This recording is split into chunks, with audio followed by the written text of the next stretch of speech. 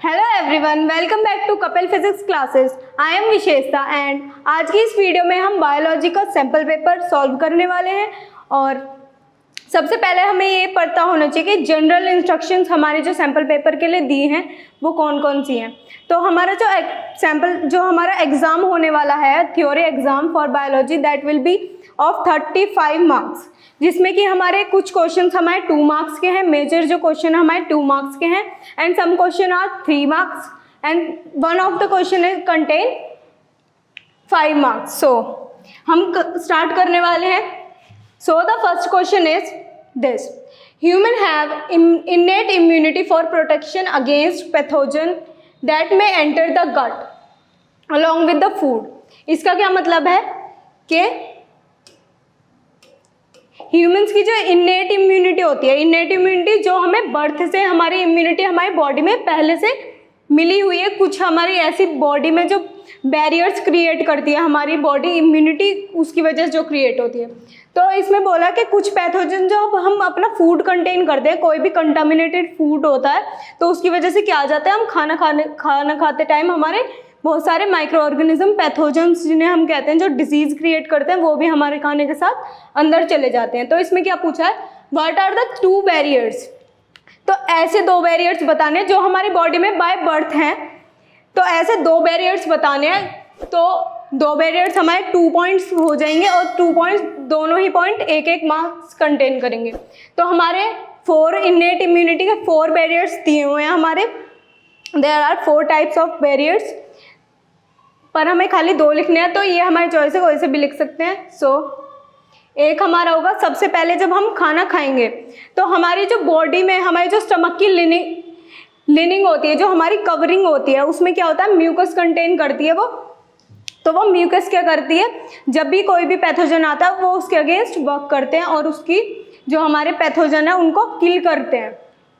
तो हमारा first point हो जाएगा physical barriers that contain mucus epithelial lining of, जो हमारे पूरे जब हम खाना खाते हैं तो हमारे जो पूरा इंटेस्टाइनल जो हमारा पाथवे होता है उसकी जितनी भी सारी लिनिंग है उसमें जो म्यूकस है वो क्या करेगी, पैथोजेंस के लिए बैरियर वर्क करेगी और उनको एंटर होते ही या तो वो किल करेंगे या फिर उनको सर्वाइव करने के लिए इन्वायरमेंट नहीं मिल पाएगा तो वो किल हो जाएंगे। तो एंड नेक्स्ट क्या होगा हमारा पॉइंट, फिजियोलॉजिकल बैरियर्स। अगर हमारे पैथोजेंस म्यूकस से बच के, जो हमारे लिनिंग में म्यूकस है उससे बच के अंदर भी चले जाते हैं, हमारे गट में चले जाते हैं, तो फिर क्या होता है, हमारे गट का पीएच जो होता है वो बहुत ही ज़्यादा हाई होता है। तो हमारे गट में कौन सा एसिड रिलीज होता है, उसका पीएच क्या होता है 1.8 पीएच जो है वो बहुत ज़्यादा एसिडिक है। उसमें कोई भी जो हमारे पैथोजन है उनका सर्वाइव करना बहुत ही ज़्यादा मुश्किल हो जाता है। तो उसकी वजह से क्या होता है, एसिड ज़्यादा होने की वजह से जो हमारे स्टमक में, जो हमारे गट में पैथोजेंस गए हैं वो क्या हो जाएंगे, किल हो जाएंगे अपने आप ही। और उससे पहले जब हम खाते हैं तो हमारे सलाइवा में भी एंटीबायोटिक्स होते हैं, उनकी वजह से क्या होगा, वो भी हमारे जो पैथोजेंस है, जो भी हमारे माइक्रो ऑर्गेनिज्म आए हैं उनके अगेंस्ट वर्क करके उनको किल करेंगे। तो इतना होगा फर्स्ट क्वेश्चन में। खाली हमें 2 पॉइंट लिखने हैं, 2 इन्नेट इम्यूनिटी के बैरियर्स लिखने हैं, दैट इज फिजिकल बैरियर और साइकोलॉजिकल बैरियर्स। सॉरी, फिजियोलॉजिकल, दोबारा थोड़ा सा पीछे side, that will be your physical barriers and. तो हमें इसमें खाली 2 पॉइंट्स लिखने होंगे, कोई भी 2 पॉइंट्स आ सकते हैं, जैसे कि physical barrier and physiological barriers. So next question पे आते हैं। नेक्स्ट क्वेश्चन क्या दिया हुआ है हमारा, ये हमारे हार्ट वेसल्स दे रखी है। क्या है question, a patient admitted in ICU was diagnosed to have suffered from myocardial infarction। Myocardial infarction, सबसे पहले हमें तो ये पता होना चाहिए कि इसका मतलब क्या है। मायोकार्डियल इन्फ्रक्शन क्या होता है, जब हमारे ब्लड, जो हमारे हार्ट वेसल्स है उनमें या तो ब्लड क्लॉट या फिर किसी उनमें ब्लड क्लॉट्स बन जाए और उनकी वजह से हार्ट अटैक आ सकता है। ब्लड क्लॉट होने की वजह से या फिर जो हमारे फैट के मॉलिक्यूल्स है वो इतने बड़े हो जाएं कि उनकी वजह से ब्लड ना फ्लो हो पाए, उसकी वजह से क्या हो जाता है, हार्ट अटैक आ जाता है। तो उस कंडीशन को क्या बोलते हैं, myocardial infarction. The condition of coronary artery is depicted in the image. इसमें क्या हो रहा है, यहाँ पे कोलेस्ट्रॉल मतलब फैट मॉलिक्यूल्स जो हैं डिपॉजिट हो चुके हैं, उनकी वजह से क्या हो रहा है, ब्लड जो है वो फ्लो नहीं कर पा रहा है। और यहाँ क्लोट्स बने हुए हैं, क्लोट्स भी क्या करेंगे, ब्लड के जो क्लोट्स हैं वो भी ब्लड को फ्लो नहीं करने देंगे। और हमारा जब ब्लड हार्ट में अगर फ्लो नहीं कर पाएगा, वेसल्स में अटक जाएगा, तो फिर क्या होगा, ब्लड फ्लो नहीं कर पाएगा तो बॉडी को ब्लड ही नहीं मिलेगा, उसकी वजह से क्या होगा, हार्ट की वर्किंग रुक जाएगी और हार्ट अटैक हो जाएगा। तो ऐसे हमें 2 बायोएक्टिव एजेंट्स बताने हैं जो कि हमारे इस कंडीशन को इम्प्रूव कर सके। तो हमें क्या करना होगा, जिससे कि हमें ऐसा कुछ बायोएक्टिव एजेंट डालने पड़ेंगे बॉडी के अंदर, जिसकी वजह से जो ब्लड है वो स्मूथली हमारा क्या कर पाए, फ्लो कर पाए। तो उसके लिए हमें क्या करना होगा, ये जो क्लॉट और हमारे ये जो फैट मॉलिक्यूल है, कोलेस्ट्रॉल मॉलिक्यूल्स है, इनको ब्रेक कर दे या रिमूव कर दे। तो उसके लिए क्या करेंगे, हम 2 बताने हैं। एक हम बताएंगे जो कि क्लॉट रिमूव करेगा, तो एक होगा हमारा स्ट्रेप्टोकाइनेज। स्ट्रेप्टोकाइनेज जो कि हमारे बैक्टीरिया स्ट्रेप्टोकोकस से स्ट्रेप्टोकाइनेज हमारे लिए गए हैं। तो उनसे क्या होता है, जो ब्लड क्लॉट्स होते हैं वो क्या हो जाते हैं, वो टूट जाते हैं, वो डिस्ट्रॉय कर देते हैं ब्लड क्लॉट्स को। और वो क्या करेंगे, ब्लड क्लॉट्स हट जाएंगे तो फिर यहाँ हमारे जो ब्लड है वेसल्स में स्मूथली वो फ्लो कर पाएगा। और ऐसे ही हमारे होते हैं स्टेटेंस, ये हमारे किससे लिए गए हैं, मोलस्कस परप्यूरिस। ये क्या है, एक ईस्ट, ये क्या करती है, जो हमारी कोलेस्ट्रॉल है इसके मॉलिक्यूल्स, जो फैट मॉलिक्यूल्स हैं, इन्हें छोटे छोटे टुकड़ों में ब्रेक कर देती है। और इसके ब्रेक होने की वजह से यहाँ क्या स्पेस मिल जाएगा, हमारी जो ब्लड है वो इजीली फ्लो कर पाएगा वेसल से, और जो हमारा हार्ट अटैक आने वाला था उसको हम बचा सकते हैं। तो हमें 2 पॉइंट्स लिखने हैं, 2 बायो एक्टिव एजेंट्स बताने हैं, that will be your streptokinase and statin. और हमें ये भी बताना होगा कि ये किस माइक्रो ऑर्गेनिज्म से लिए हैं और इनका क्या फंक्शन है, किस तरीके से हमारे मायोकार्डियल इन्फ्रक्शन है उसको क्योर कर सकते हैं, उससे बचा सकते हैं। और हमारे सेकंड क्वेश्चन में चॉइस दी गई है। नेक्स्ट क्वेश्चन जो हमें चॉइस में मिला है वो है substantiate by giving 2 reasons as why holistic understanding of the flora and fauna the cropland is required before introducing an appropriate biocontrol method। मतलब कि जब भी हमारी क्रॉप फील्ड है, हमें उसकी फ्लोरा एंड फोना, उसकी जो हमारे एनिमल्स वहाँ पे विजिट कर रहे हैं, एनिमल्स या इंसेक्ट जो भी है, या फिर जो हमारे प्लांट जो हम ग्रो करा रहे हैं, उनकी हमें नॉलेज होनी चाहिए कि कौन से हम प्लांट जो करवा रहे हैं ग्रो, उनके ऊपर कौन से पेस्ट आएंगे, किन पेस्ट से वो हार्म होते हैं और किन से हमें उन्हें फ़ायदा होना चाहिए। तो हमें उनकी स्टडी प्रॉपरली होनी चाहिए। ऐसा क्यों?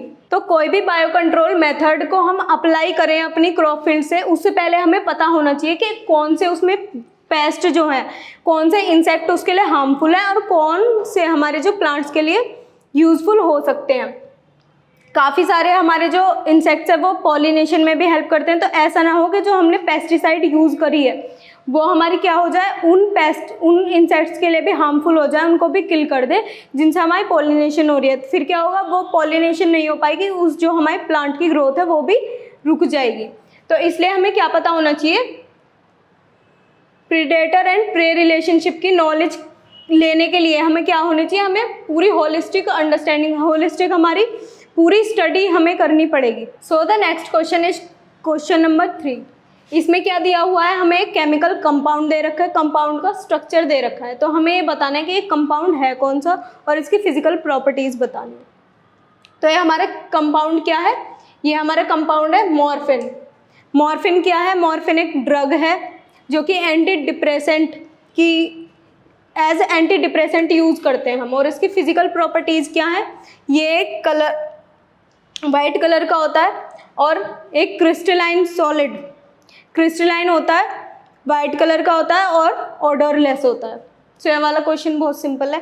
Next question is, so the next question is question number 4, that is water sample were collected at point A, B and C in the segment of a river near sugar factory. मतलब कि ये जो water sample, ये जो water stream आ रही है, ये कहाँ से, एक इसके पास क्या है, एक शुगर फैक्ट्री है। तो इस शुगर फैक्ट्री का जितना भी वेस्ट होगा वो भी हमारे किस में जाएंगे, वाटर स्ट्रीम्स में डिस्चार्ज कर देते हैं।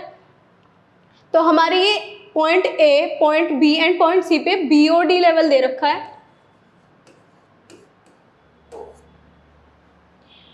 बीओडी लेवल दे रखा है 400 मिलीग्राम पर लीटर एट पॉइंट ए। यहाँ पे हमारा कितना है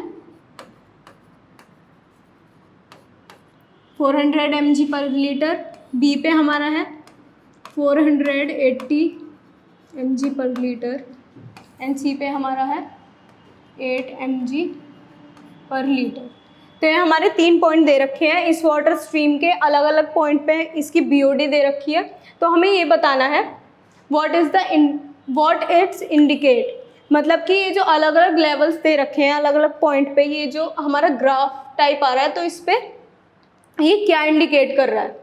और explain why the BOD level get reduce considerably at the collection point C. तो ये हमारे जो पॉइंट दे रखे हैं, हमने क्या देखा कि जब पॉइंट ए पे जब वाटर स्ट्रीम आ रही है, यहाँ कहाँ से आ रही है, शुगर फैक्ट्री का डिस्चार्ज यहाँ पे डाला हुआ है। तो शुगर फैक्ट्री का डिस्चार्ज हो उससे क्या होगा, काफ़ी सारे माइक्रो ऑर्गेनिज्म आ जाएंगे। वेस्ट होने की वजह से हमारे माइक्रो ऑर्गेनिज्म की जो अमाउंट होगा वो भी हमारे वाटर में बढ़ जाएगा। उसकी वजह से क्या होगा, जितने भी हमारे माइक्रो ऑर्गेनिज्म है उन्हें रेस्पायर करने के लिए ऑक्सीजन चाहिए। तो ऑक्सीजन की जो हमारी डिमांड है वो बढ़ जाएगी। तो उसकी वजह से क्या होगा, हमारी जो बीओडी लेवल है वो बहुत ही हाई हो जाएगा। जैसे कि इसमें दे रखा है 400 mg पर लीटर। ए पॉइंट पे 400 इतना है। और फिर क्या होगा हमारे, उसके बाद क्या हुआ, सीवेज डिस्चार्ज भी आ गया। यहाँ पे जो सीवेज के जो वेस्ट वाले डिस्चार्ज थे वो भी यहाँ पे आ गए। पानी में पानी जो आ रहा था यहाँ पर रिवर से उसमें मिल गए। तो उसकी वजह से क्या हुआ, जो माइक्रो ऑर्गेनिज्म में थे और वेस्ट जो था वो और बढ़ गया। फिर और माइक्रो ऑर्गेनिज्म आने की वजह से क्या हुआ, और ज़्यादा हमारे ऑक्सीजन जो है रेस्पायर करने के लिए और ज़्यादा चाहिए। तो फिर क्या होगा, बीओडी की लेवल और ज़्यादा बढ़ जाएगी।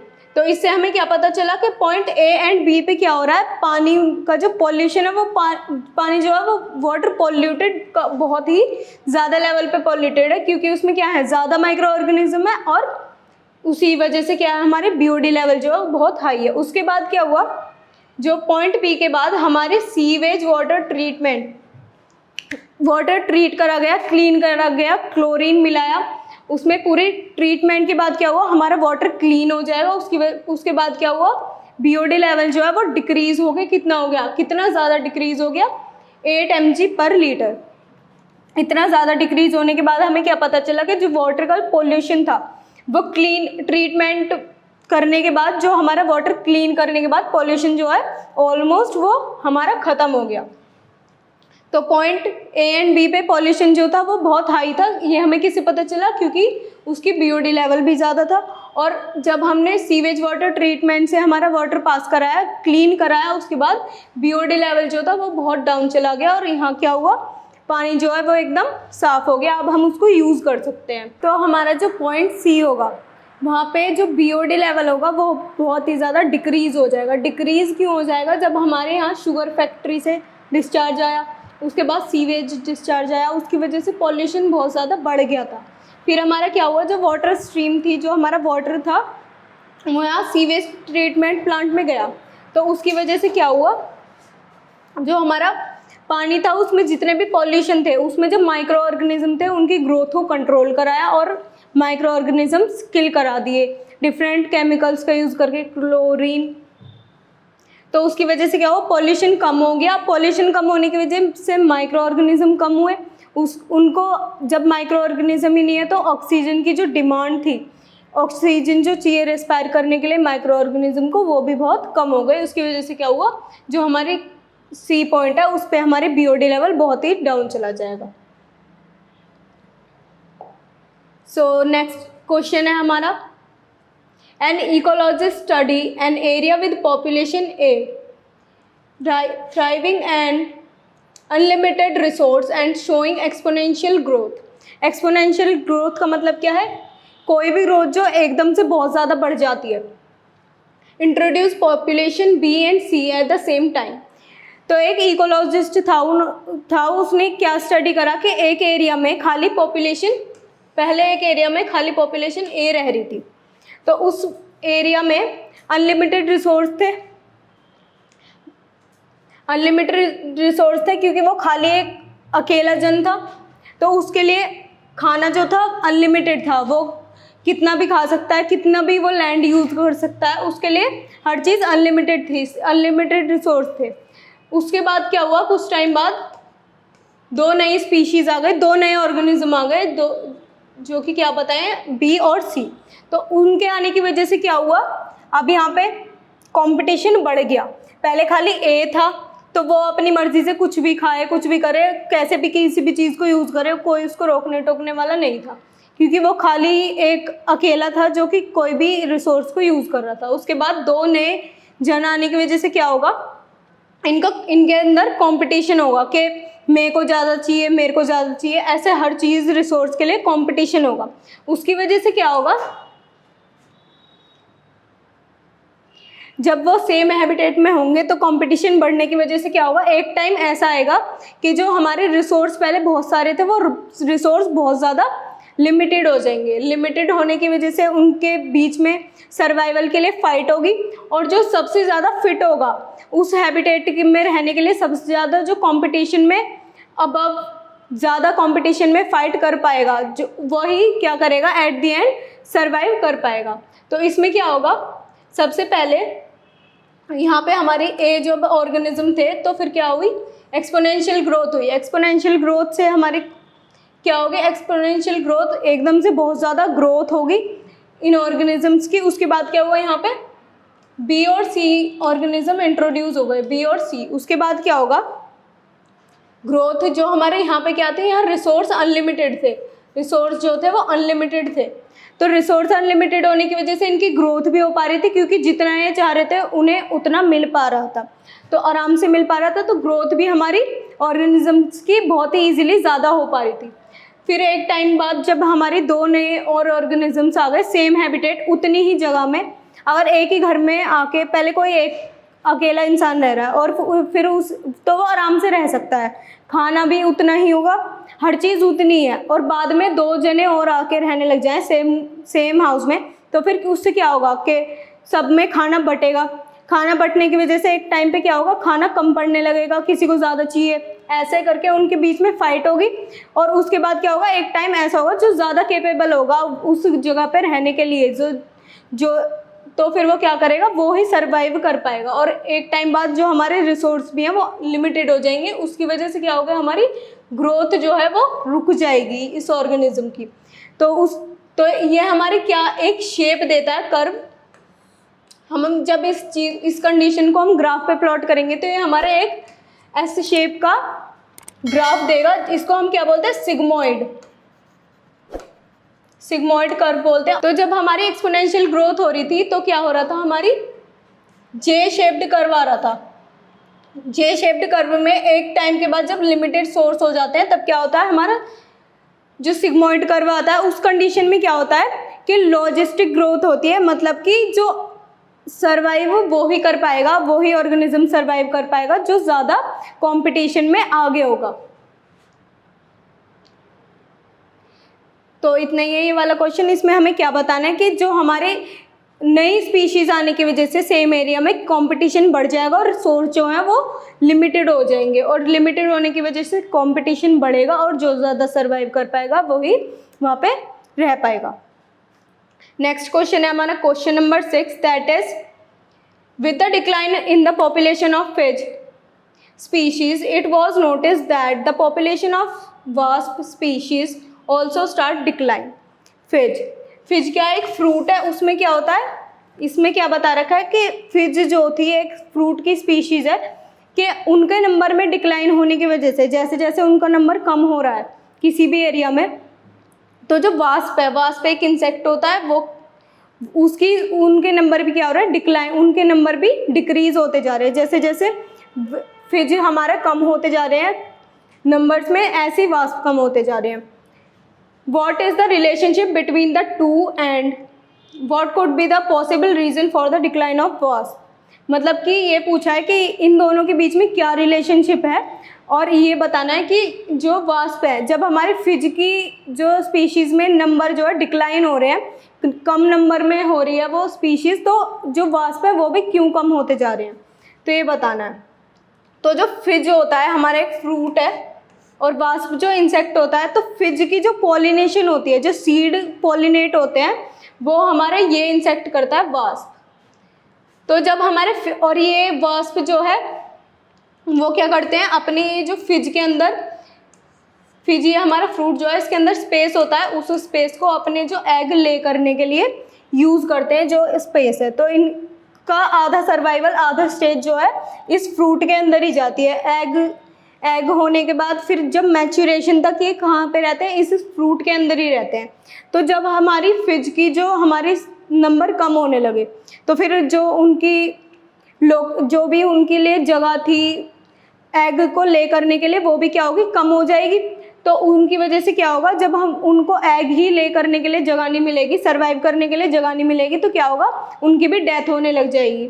और जो एग जो है वो ले नहीं हो पाएंगे, इधर उधर ले होंगे, जो वहाँ पे मैच्योरेशन स्टेज ही नहीं आएगी, तो वो पहले ही एग जो है वो ख़राब हो जाएंगे, डिस्ट्रॉय होने की वजह से उनकी ग्रोथ नहीं हो पाएगी, तो नंबर भी क्या हो जाएगा, डिक्लाइन।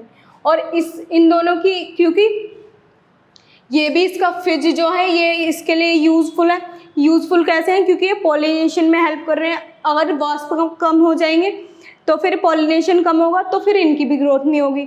और फिज अगर नहीं होंगे और तो फिर इनको एग ले करने के लिए स्पेस नहीं होगा, तो फिर इनकी भी पॉपुलेशन क्या है, कम हो जाएगी। तो इन दोनों में क्या रिलेशनशिप होगी, क्योंकि ये दोनों ही एक दूसरे का यूज़ कर रहे हैं, म्यूचुअलिज्म।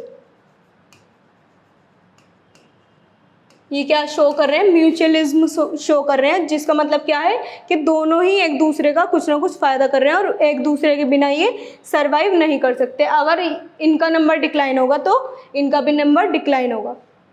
तो हमारी कंडीशन क्या आ जाएगी, म्यूचुअलिज्म। और रीज़न क्या है, दोनों वो उसको शेल्टर और फूड प्रोवाइड करवा रहे हैं, और वो क्या करवा रहे हैं, पॉलिनेशन करवा रहे हैं। तो उनको शेल्टर और उनको जो फूड का लोकेशन था, उन्हें जो मिल रहा, जो भी हमारे एग्स जो थे वो वहाँ से फूड भी ले रहे थे जो फ्रूट उस फ्रूट में थे, तो फिर उनके लिए दोनों ही चीज़ कम हो जाएंगी, तो फिर उनका सर्वाइवल रेट भी कम हो जाएगा। और हमारे 6th क्वेश्चन में चॉइस दी हुई है। जो हमारे चॉइस में क्वेश्चन है वो है, with the increase in the global temperature the inhabitants of Antarctica are facing fluctuation in the temperature. Out of the regulators and the conformers, which of the two will have better chance of survive? मतलब कि Antarctica में क्योंकि global warming से क्या हो रहा है, temperature rise हो रहा है बहुत ज़्यादा, तो वहाँ पे तो सारे में खाली आइस बहुत ज़्यादा कोल्ड होता है। तो फिर वहाँ के जो हमारे ऑर्गेनिज्म है उनको क्या चाहिए, लो टेम्परेचर चाहिए बहुत ज़्यादा। उसकी वजह से क्या हो रहा है, वहाँ पे फ्लक्चुएशन हो रही है, ये रिपोर्ट करा गया। तो हमसे ये पूछा कि जो कन्फॉर्मर्स होते हैं और रेगुलेटर्स होते हैं, वो जो दो तरीके के ऑर्गेनिज्म है, इन दोनों में से कौन ज़्यादा बेटर सर्वाइव कर पाएगा। एक तो ये पूछा है, नेक्स्ट ये पूछा है हमें एक एग्जाम्पल देना है, जो भी हमारे सर्वाइव कर पाएंगे उनके एग्जाम्पल देना है। तो हम कन्फॉर्मर्स क्या होते हैं, हमें पहले पता होना चाहिए कन्फॉर्मर्स क्या होते हैं और रेगुलेटर्स क्या होते हैं। कन्फॉर्मर्स वो ऑर्गेनिज्म होते हैं जो कि हमारे किसी भी ऑर्गेनिज्म का जो बॉडी टेम्परेचर है या फिर ऑस्मोरेगुलेशन है, मतलब जो हमारे बॉडी में सॉल्ट मिनरल इनकी जो कॉन्सेंट्रेशन है उनको बाहर वाले टेम्परेचर के अकॉर्डिंग मेंटेन नहीं कर पाते। तो इनका जो बॉडी टेम्परेचर है वो एक पर्टिकुलर टेम्परेचर पे ही ये सर्वाइव कर पाएंगे। और रेगुलेटर्स क्या होते हैं, रेगुलेटर्स वो होते हैं जो कि हमारा जो बाहर का टेम्परेचर है, जैसे कि ह्यूमंस होते हैं, तो बाहर के टेम्परेचर जो अगर वो समर में बहुत ज़्यादा हीट हो जाती है तो फिर हम हमारी बॉडी क्या मैकेनिज्म शो करती है हमारी, तो जैसे कि हमारे समर में स्वेटिंग होती है, तो स्वेटिंग की वजह से क्या होता है, हमें जैसे ही हम विंड से पास होते हैं तो क्या होता है, कूलिंग इफेक्ट आता है, उसकी वजह से हमारा जो बॉडी टेम्परेचर है वो थोड़ा मेंटेन होके रहता है। और ऐसे ही ठंड में होता है, ठंड में क्या होता है, जब टेम्परेचर बहुत ज़्यादा कूल हो जाता है तो फिर हमारी बॉडी शिवर करना स्टार्ट कर देती है। शिवर करने की वजह से क्या होता है, जो हमारी बॉडी में हीट प्रोड्यूस होती है, हल्का हल्का मूवमेंट होता है ना शिवरिंग में, उसकी वजह से हीट प्रोड्यूस होती है, उसकी वजह से क्या होगा, हमारी बॉडी का टेम्परेचर थोड़ा बढ़ जाता है, उसकी वजह से हम आराम से सर्वाइव कर पाते हैं विंटर में भी। तो ये हमारे रेगुलेटर्स होते हैं जो कि अपना बॉडी टेम्परेचर बाहर के टेम्परेचर के अकॉर्डिंग मेंटेन कर लेते हैं। तो फिर अगर हमारी फ्लक्चुएशन होगी, उसमें क्या होगा, फ्लक्चुएशन में टेम्परेचर बढ़ेगा घटेगा बढ़ेगा घटेगा, तो जो हमारे कन्फॉर्मर्स है वो तो सर्वाइव ही नहीं कर पाएंगे, क्योंकि उन्हें पर्टिकुलर टेम्परेचर चाहिए और फ्लक्चुएशन में उनके सर्वाइविंग के जो रेट है वो बहुत कम हो जाएंगे। इसलिए हमारे कौन सर्वाइव कर पाएंगे, रेगुलेटर्स, क्योंकि जैसे अगर फ्लक्चुएशन होगी तो हमारी बॉडी जो भी ऑर्गेनिज्म होगा, रेगुलेटर जो भी होंगे वहाँ पे, उनकी बॉडी जो है उसी के अकॉर्डिंग मेंटेन कर लेगी अपना टेम्परेचर बाहर के टेम्परेचर के अकॉर्डिंग। और एग्जांपल्स हमारे जितने भी मैमल्स हैं, कोई भी बर्ड्स, मैमल्स, हम ह्यूमंस का भी एग्जांपल दे सकते हैं इसमें। देन नेक्स्ट क्वेश्चन है, how do normal cells get transformed into cancerous cell? Elaborate giving 3 example of inducing agents. तो ये बताना है, ये हमारा 3 मार्क्स का क्वेश्चन है, अभी तक हमारे सारे 2 मार्क्स के क्वेश्चन थे। तो हमें बताना है कि जो एक नॉर्मल सेल है, ये एक नॉर्मल सेल है हमारे बॉडी का, ये कैंसरियस सेल में कैसे कन्वर्ट हो जाते हैं। जब ये नॉर्मल फंक्शन कर रहा है तो फिर ये एकदम से कैसे कन्वर्ट हो जाएंगे।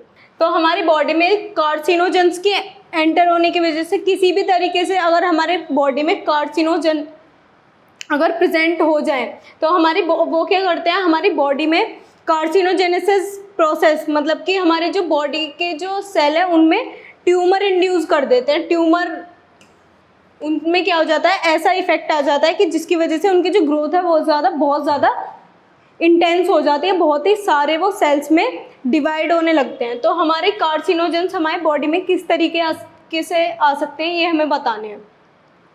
तो ऐसे ही बहुत सारे केमिकल, फिजिकल फैक्टर्स हैं जो हमारे बॉडी में कार्सिनोजन इफेक्ट डाल सकते हैं। तो सबसे पहले क्या आती है, एक्सरेज, यूवी रेज। एक्सरेज क्या है, तो हमारी बॉडी में अगर एक्सरेज या फिर गामा रेज किसी भी तरीके से डायरेक्टली हमारी बॉडी में पेनिट्रेट कर जाए तो उनकी वजह से क्या होता है, हमारे जो बॉडी के सेल्स हैं उनमें कैंसरियस इफेक्ट आने लगता है, और वहाँ पे ही हमारे जिस भी ऑर्गन की, या तो स्किन पे, ज़्यादातर हमारी एक्सरेज और गामा, ये जितनी भी रेज है हमारी, उनकी वजह से हमारी स्किन कैंसर होता है। स्किन पे हमारे जब ये रेज पेनिट्रेट करेंगी, उनकी वजह से जो स्किन के जो सेल्स होंगे, एपिडर्मल सेल्स में हमारे कार्सिनोजन इफेक्ट आ जाता है और उसकी वजह से हमारे स्किन कैंसर होने लगता है। जो हम केमिकल्स ले रहे हैं बाहर से, जैसे कि टबैको, काफ़ी सारे जो लोग च्युइंग टबैको होते हैं, स्मोक करते हैं, उनकी वजह से क्या होता है, बहुत सारे केसेस में ऐसा होता है जो ज़्यादा स्मोक करते हैं उनको लंग कैंसर हो जाता है। उस क्या हो रहा है, उसमें भी टबैको जो है एक कैंसरियस, एक कार्सिनोजन सब्सटेंस है, उसकी वजह से हमारी बॉडी में क्या जा रहा है, कार्सिनोजेंस जा रहे हैं। तो जब हम स्मोक करते हैं उसकी वजह से हमारे जो लंग्स है वो उन पे इफेक्ट पड़ता है, उसके जो सेल्स हैं वो कार्सिनोजन सब्सटेंस उनको मिल रहा है, उसकी वजह से हमारे जो वो लंग्स के सेल है वो हमारी जो उनकी ओरिजिनल प्रॉपर्टी है, जो हमारी वो ऑक्सीजन को एक्सचेंज करने के लिए, प्योरीफाई करने के लिए यूज़ कर रहे हैं हमारे जो सेल्स हैं, उनका अब क्या अपना जो मेन फंक्शन है उसको छोड़ के वो क्या करेंगे, उनके सेल रेप्लिकेशन बहुत ज़्यादा बढ़ जाएगी और हमारे जो सेल है वो डैमेज होने लग जाएंगे, कैंसरियस सेल बन जाएंगे।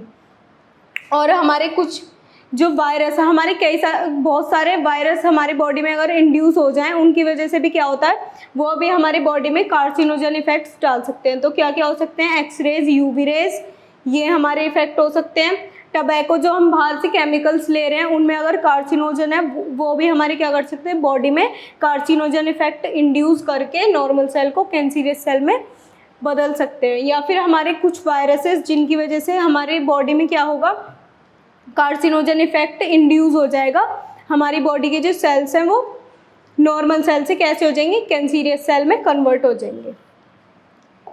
तो नेक्स्ट क्वेश्चन देखते हैं। ये नेक्स्ट क्वेश्चन 7th की चॉइस में दिया हुआ है, a person is suffering from a high grade fever. एक इंसान है, उसको बहुत ज़्यादा हाई फीवर हो रखा है, तो हमें बताने कि कौन कौन से ऐसे सिम्टम्स हैं जो कि हमें बताएंगे कि वो टाइफाइड फीवर है या फिर निमोनिया है या फिर मलेरिया। तो हमें क्या करना है, बेसिकली हमें तीनों जो हमारे डिजीज़ है इनके हमें क्या देने हैं, सिम्टम्स देने हैं। तो टाइफाइड के क्या सिम्टम्स होते हैं, टाइफाइड में होता है हमारे मेनली हमारा स्टमक, हमारे टाइफाइड का जो बैक्टीरिया होता है वो हमारी गट रीजन पे इफेक्ट करता है। तो उसमें क्या होगा, हमें हाई फीवर तो होगा ही, कोई भी बाहर से ऑर्गेनिज्म हमारी बॉडी में इंट्रोड्यूस होता है तो उसकी वजह से हमें फीवर होता है, तो फीवर होगा। Loss of appetite, stomach pains, ulcers, जो हमारे इंटेस्टाइन है उसमें अल्सर्स प्रोड्यूस होने लग जाएंगे, तो उसके लिए तो हम स्पेसिफिक टेस्ट भी करा सकते हैं। और उसके सिम्टम्स क्या हैं? स्टमक पेन होगा, कॉन्स्टिपेशन, हेडेक होगा, अल्सर्स बन जाएंगे हमारी स्टमक में या फिर इंटेस्टाइन में, और हमें भूख नहीं लगेगी। तो ये क्या है? सारे टाइफाइड के सिम्टम्स हैं। नेक्स्ट क्या है हमारी डिसीज़? निमोनिया। निमोनिया में क्या होगा? हमें ब्रीदिंग में प्रॉब्लम होती है, ब्रीदिंग होगी, कोल्ड होगा, काफ़ी, ये सारे क्या हैं हमारे सिम्टम्स निमोनिया के। और फीवर तो हमारा है ही। नेक्स्ट है हमारा मलेरिया। मलेरिया में क्या होता है? जो हमारी मलेरिया की साइकिल है वो हर तीसरे चौथे दिन नए नए सेल्स में इंट्रोड्यूस होती है, तो उसकी वजह से क्या होता है हमारी बॉडी में हाई फीवर के साथ क्या होगा? चिल्स आएंगे। तो इसका मेन सिम्टम तो यही है, चिल्स आएंगे।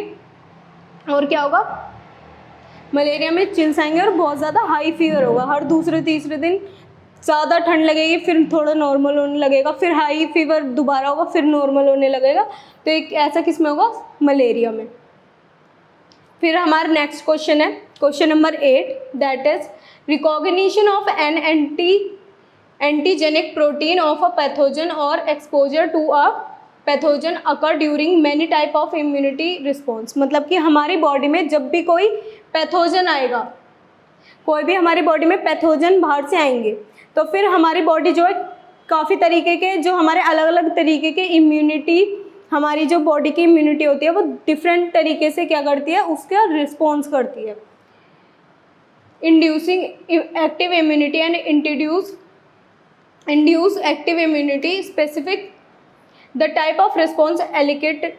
मतलब हमें ये बताना है कि जो हमारे पैथोजन है उस पर किस तरीके से, किस लेवल पे हमारी अलग अलग तरीके से हमारी जो इम्यूनिटी है वो रिस्पॉन्स करेगी। तो सबसे पहले क्या होगा? जब हमारी बॉडी में कोई भी पैथोजन फर्स्ट टाइम आएगा तो हमारी जो इनेट इम्यूनिटी है, जो हमारी बॉडी की इम्यूनिटी है, वो उसके ऊपर लो रिस्पॉन्स करेगी, क्योंकि अभी तक उस जो हमारा पैथोजन हमारी बॉडी में आया है उसके बारे में हमारी बॉडी की इम्यूनिटी को कुछ नहीं पता।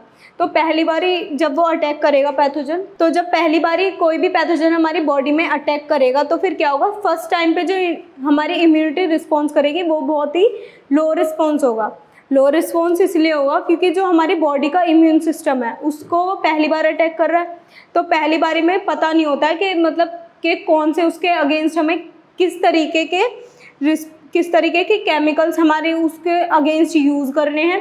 तो हमारी जो बॉडी के लिए वो एक न्यू क्या है? पैथोजन, न्यू ऑर्गेनिज्म है, तो उसकी हमारी बॉडी की जो इम्यूनिटी है उसके बारे में इतना पता नहीं होता। तो फर्स्ट टाइम में लो इंटेंसिटी का हमारा रिस्पॉन्स होगा हमारी इम्यून सिस्टम का। फिर नेक्स्ट क्या होगा? अगर वो ही सेम पैथोजन, सेम बैक्टीरिया या सेम वायरस हमारी बॉडी में दोबारा अटैक करेगा तो हमारा जो बॉडी का रिस्पॉन्स होगा, इम्यूनिटी रिस्पॉन्स, वो क्या होगा? वो हाई हो जाएगा, वो बहुत ज़्यादा एक्टिव होगा दूसरी बारी पे, क्योंकि हमें हमारी बॉडी को पहले से ही पता है, एक बारी पहले भी अटैक कर चुका है, तो हमारी बॉडी को पता है कि इस जो पैथोजन है पर्टिकुलर उसके ऊपर हमें किस तरीके से हमारी बॉडी को रिस्पॉन्स करना है, पूरी उसके बारे में पता है हमारी बॉडी को।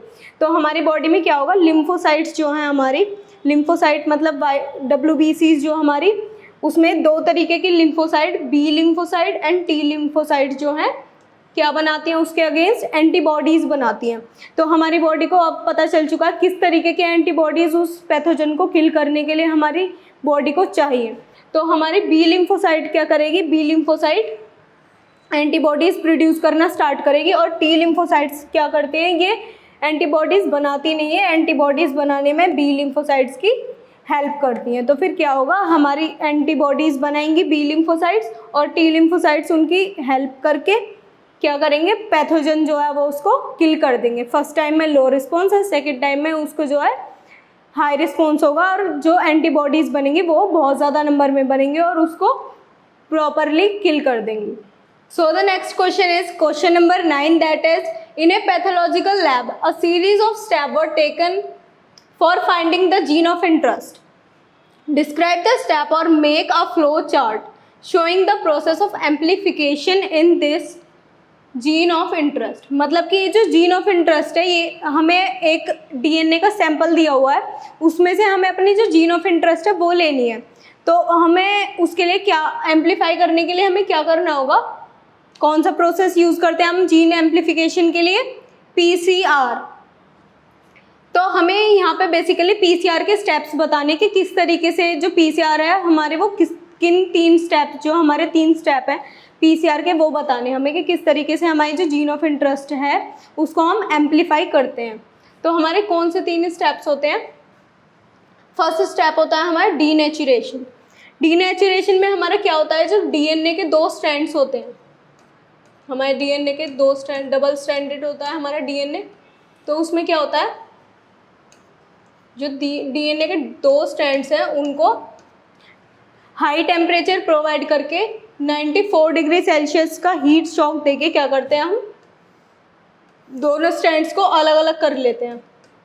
जो 5' टू 3' वाला अलग और 3' टू 5' वाला अलग अलग कर लेते हैं दोनों स्ट्रैंड।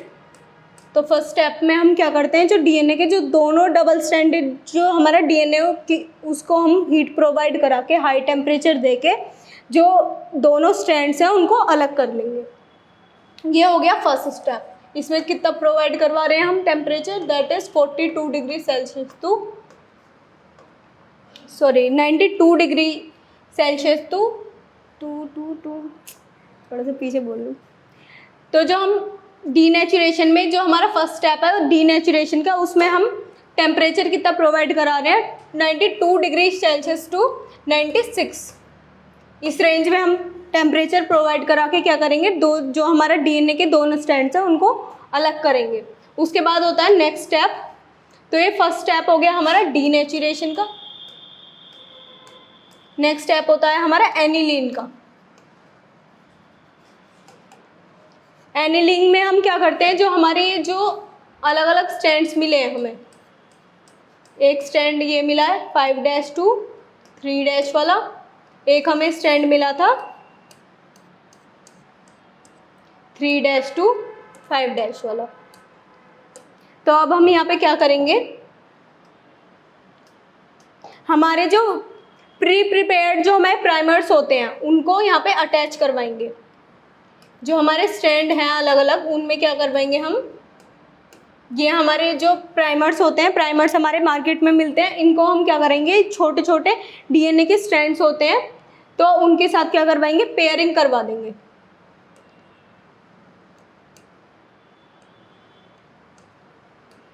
यहाँ प्राइमर हम लगा देंगे और यहाँ पे टेम्परेचर कितना प्रोवाइड करवाते हैं हम, यहाँ पे हम करवाते हैं 50 degree Celsius to 60 degree Celsius की रेंज में हम प्रोवाइड करवाते हैं। और यहाँ पे हम क्या करवाएंगे, जो हमारे प्राइमर्स हैं उनको अटैच करवा देंगे और जो हमारे जैसे कि हमारे बेस पेयर होते हैं, यहाँ पे A होगा तो यहाँ T, उनके सीक्वेंस के अकॉर्डिंग ये हमारे मिलते हैं। अटैच करवाने के बाद क्या होगा, जैसे जैसे हमारा DNA की रेप्लिकेशन होगी तो प्राइमर लगाएंगे। हमारे प्राइमर जो होंगे वो जिस स्टैंड में लगा रहे हैं उसकी जो प्राइमर, अगर हम 5' टू 3' लगा रहे हैं तो हमारा प्राइमर होगा 3' टू 5'। तो हमारा क्या होगा, जैसे जैसे हमारा DNA रेप्लिकेट करेगा ऐसे ही हमारा प्राइमर जो है आगे तक एनिलिंग प्रोसेस में क्या होगा, पूरे स्टैंड के साथ अपने वो बेस पेयरिंग कर लेगा। तो सेकंड स्टेप में हमारी जो पेयरिंग हो जाएगी तो हमें क्या मिल जाएंगे, इसकी वजह से हमें 2 DNA के फ्रेगमेंट्स मिल जाएंगे। पहले जो हमारा एक खाली डीनेचुरेशन से पहले ये पूरा एक स्ट्रैंड था, उसके बाद हमने प्राइमर्स लगा दिए। प्राइमर्स लगाने की वजह से क्या हुआ, एक स्ट्रैंड हमारा ये वाला मिल गया, इसमें ऊपर वाला स्ट्रैंड जो हमारा ओरिजिनल DNA का था और नीचे वाला जो हमने प्राइमर लगाया। नेक्स्ट स्ट्रैंड जो होगा वो ये हो जाएगा स्ट्रैंड नंबर 2। इसमें क्या होगा, ऊपर वाला जो हमारा स्ट्रैंड होगा वो हमारे प्राइमर्स बनाएंगे और नीचे वाला हमारा ओरिजिनल जो DNA के फ्रेगमेंट थे वो उससे हमें मिल जाएगा। तो हमारे पास ऐसे ही करके 2 स्ट्रैंड बन गए। नेक्स्ट स्टेप में क्या करेंगे, हम इसकी एक्सटेंशन करवाएंगे कि ये जो अभी इतना हमारा DNA के फ्रेगमेंट छोटे इतने हैं, इनकी क्या करवाएंगे, हम एक्सटेंशन करवाएंगे, इनकी रेप्लिकेशन करवाएंगे और ज़्यादा इनको रेप्लिकेट करके इन जो फ्रेगमेंट्स हैं उनको पूरा एक्सटेंड करवा देंगे। एक्सटेंड कहाँ से करवाएंगे, टैग पॉलीमरेज हमारा एक एंजाइम है, उसको हम क्या करते हैं, यहाँ पे टैग पॉलीमरेज एंड न्यूक्लियोटाइड्स डाल के हम क्या करते हैं, जो हमारा डीएनए के छोटे फ्रेगमेंट्स हैं उनको एक्सटेंड करवाते हैं। और यहाँ पे हमारा जो टेम्परेचर हम प्रोवाइड करवाएंगे इस प्रोसेस के लिए वो टेम्परेचर होगा हमारा 70 to 80 degree.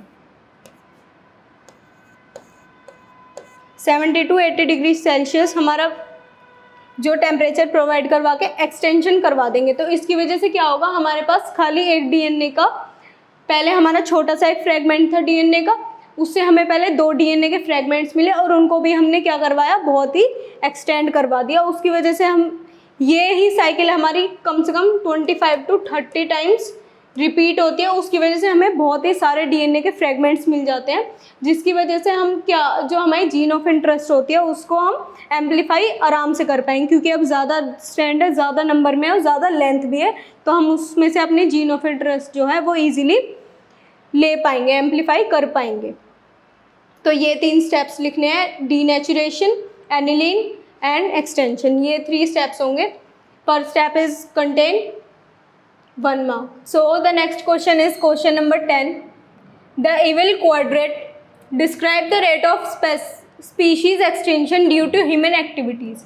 Explain how the population of organism is affected by the fragmentation of habitats. इसमें इस क्वेश्चन में ये पूछा है कि अगर हम किसी भी एरिया को फ्रेगमेंट्स में डिवाइड कर दें, किसी भी एरिया को अगर हम फ्रेगमेंट्स में डिवाइड कर दें तो उसकी जो स्पीशीज़ है वहाँ पे जो पॉपुलेशन रह रही है, जो भी ऑर्गेनिज्म वहाँ पे रह रहे हैं, तो उन पे क्या फ़र्क पड़ेगा, किस तरीके से वो उसको अफेक्ट कर सकता है। तो ये हमारा एक एरिया है, यहाँ पे बहुत सारे स्पीशीज़, जैसे मान लिया ये हमारे जंगल है या फिर कोई भी ऐसा लैंड है, यहाँ पे अलग अलग स्पीशीज़ रहती हैं, अलग अलग ऑर्गेनिज्म रहते हैं। तो जिस जगह पे हम रह रहे हैं, जिस जगह पे जो भी ऑर्गेनिज्म रह रहा है, तो वो क्या करते हैं, अपना फूड भी वहीं से लेते हैं, उनका शेल्टर भी वहीं होता है, उनका सारे जो सर्वाइवल के जितने भी एसेंशियल प्रोडक्ट्स हैं, रिसोर्स है, सारे चीज़ हम उसी लैंड से ही ले रहे हैं।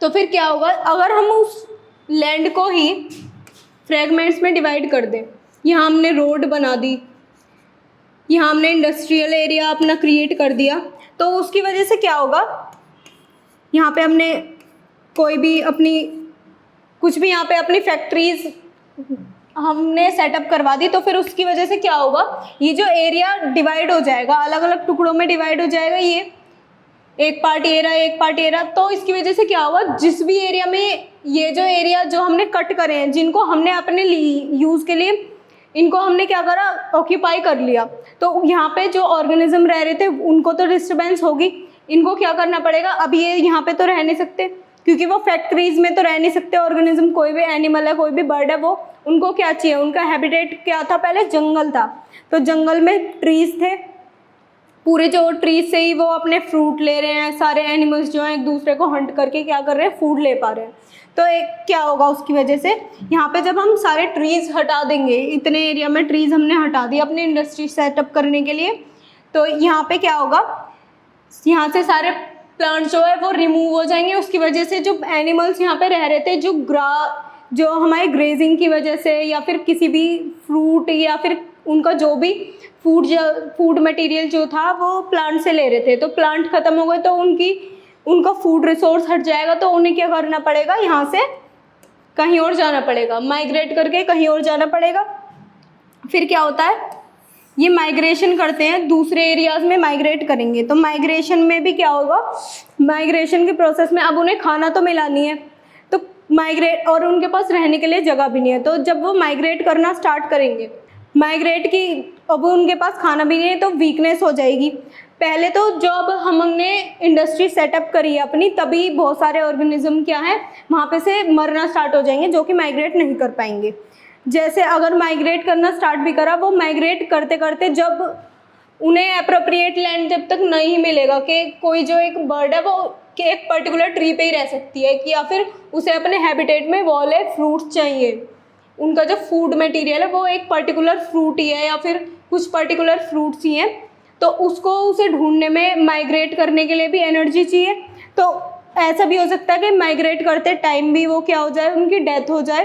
तो ऐसे ही इसी वजह से अगर हम कोई भी एरिया अपने अपने यूज़ के लिए कोई रिमूव कर रहे हैं हम प्लांट, मतलब कि फ्रेगमेंट्स में डिवाइड कर रहे हैं, तो बहुत बार ऐसा भी होता है कि कोई जो पर्टिकुलर स्पीशीज़ है वो एक पर्टिकुलर उसी एरिया में रहने के लिए कैपेबल थी, तो वो स्पीशीज़ ही पूरी रिमूव हो जाती है, या फिर माइग्रेट करते टाइम वो क्या होते हैं लार्ज नंबर में जो है ऑर्गेनिज्म की डेथ हो जाती है, उसकी वजह से भी उनकी जो पॉपुलेशन है उस पर बहुत ज़्यादा इफेक्ट पड़ता है। तो फिर हम उनसे सारी चीज़, उनकी लैंड फ्रेगमेंट करने की वजह से क्या होगा, सारी चीज़, उनका फूड, उनका शेल्टर, उनके जो भी रिसोर्स वो ले रहे हैं सब हम हटा देंगे, बहुत डिफ़िकल्ट हो जाएगा उनके लिए सर्वाइव करना। तो उसकी वजह से क्या होगा, उनका जो सर्वाइवल रेट है वो बहुत डाउन चला जाएगा और वो एक बहुत ज़्यादा प्रॉब्लम क्रिएट करेगा उनको सर्वाइव करने में। और ज़रूरी भी नहीं है कि जहाँ पे वो माइग्रेशन के लिए जा रहे हैं वहाँ पे उन्हें जो उनका अपने सर्वाइवल के लिए रिसोर्स चाहिए थे वो मिल ही जाए, क्या पता वो किसी और जगह माइग्रेट करने के बाद भी उनकी डेथ हो जाए, वहाँ पे भी वो सर्वाइव ना कर पाए। एंड नेक्स्ट पार्ट है हमारा क्वेश्चन नंबर 10 के हमारे 2 पार्ट्स हैं। तो जो हमारा पार्ट सेकंड है वो क्या है, introduction of alien species has led to environmental damage and decline of indigenous species. Indigenous species कोई भी एक लैंड है हमारा, सबसे पहले हमें ये पता होना चाहिए इंडिजीनियस स्पीशीज, इसमें 2 वर्ड्स आए हैं, indigenous species and alien species. इन दोनों का मतलब क्या है, एलियन स्पीशीज कौन सी होती है, ये कोई भी एक एरिया है, यहाँ पे कोई भी ऑर्गेनिज्म, ये जो है ये वाली स्पीशीज जो है वो पहले से ही रह रही है, ठीक है। तो ये जो इस जगह, ये जो पर्टिकुलर ये एरिया है, इसमें जो स्पीशीज़ पहले से रहती हुई आ रही है, उनका जो सर्वाइवल लैंड है वो यही है, तो उनका बर्थ भी यहीं हुआ है, वो सर्वाइव भी यहीं कर रहे हैं। तो ये कौन सी होती है, इंडिजीनियस स्पीशीज़, जो कि अपने पुराने टाइम से वहीं पे रहती हुई आ रही है। और एलियन स्पीशीज़, एलियन मतलब जो कि कोई भी चीज़ बाहर से लेके आए हो, तो ऐसी कोई भी स्पीशीज़ जो हम बाहर से किसी भी एरिया में इंट्रोड्यूस करा रहे हो वो होगी एलियन स्पीशीज़, ठीक है।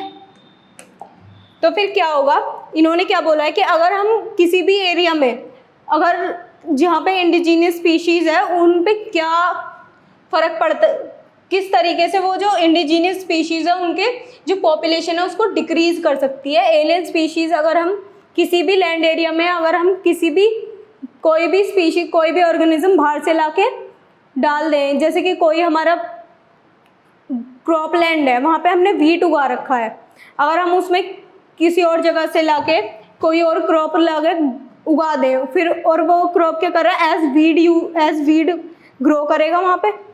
एज वीड ग्रो करके क्या होगा, जो हमारी वीट की क्रॉप थी वो क्या होगी, डैमेज होने लग जाएगी, क्योंकि उनके जो न्यूट्रिएंट्स थे, जो लैंड है उसमें न्यूट्रिएंट्स तो उतने ही होंगे, तो वो न्यूट्रिएंट्स हमारी वीट क्रॉप में भी बटेंगे और फिर हमारे जो हम दूसरा क्रॉप ला के लगा देंगे उसके लिए भी चाहिए।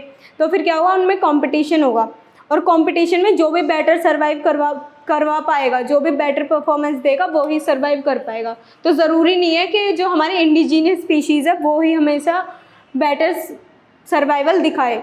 तो उसकी वजह से क्या होगा, अगर हमारी जो एलियन स्पीशीज़ है एज वीड हमने अगर वर्क करने लगी उसमें वीट की क्रॉप में, तो हमारी वीट क्रॉप जो होगी वो ख़राब हो जाएगी, और वो जो वीड है जो हमने बाहर से एलियन क्रॉप लाके लगा दिया उसमें वो ज़्यादा ग्रो करने लग जाएगी। तो उसकी वजह से क्या होगा, वीट जो क्रॉप है हमने लगाई हुई है वो उसका नंबर जो हो जाएगा वो डिक्लाइन हो जाएगा।